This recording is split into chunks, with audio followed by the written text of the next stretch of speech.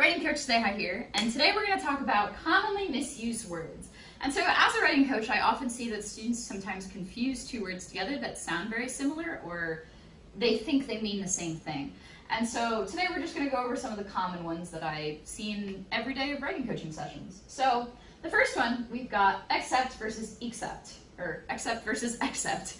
And first one is a verb, and the second one is a preposition. So the difference between the two is also a difference in definition. The first one is that you're willingly receiving something, and then the second one talks about exclusion. So the first sentence that we have, I accepted the gift. So now this is a verb, I'm receiving something willingly.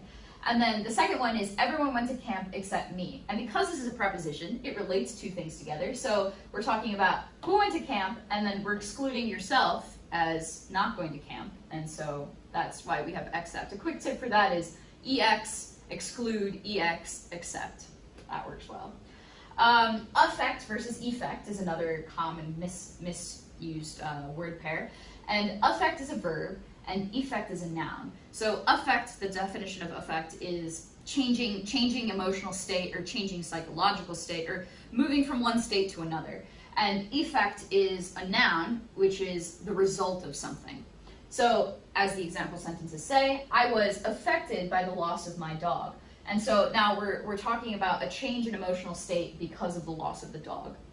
Whereas effect, a noun, the sunny weather had a positive effect on ice cream sales. So because of the sunny weather, we now have increased ice cream sales. So the next one that we have is lie versus lay. Also versus laid too, which I've seen a lot of students struggle with the usage of those, and they're all verbs, so it becomes a little bit more challenging to figure out which one to use. So lie already has one definition, which is to not tell the truth, but the other definition of lie is also to recline, and so lay is also to place something somewhere. And so why don't you lie down, or please lay the book on a table. So now the difference between these two, right?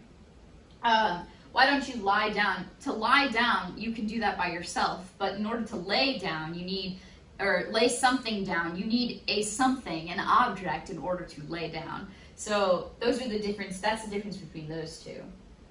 Farther versus further is also another common one. So farther can be an adverb or an adjective, and further is just an adverb. So farther, I can run farther than you. This kind of explains an extent of something. And farther as an adjective can also be used to describe something like, say for example, oh, meet me on the farther side of the mountain, an adjective.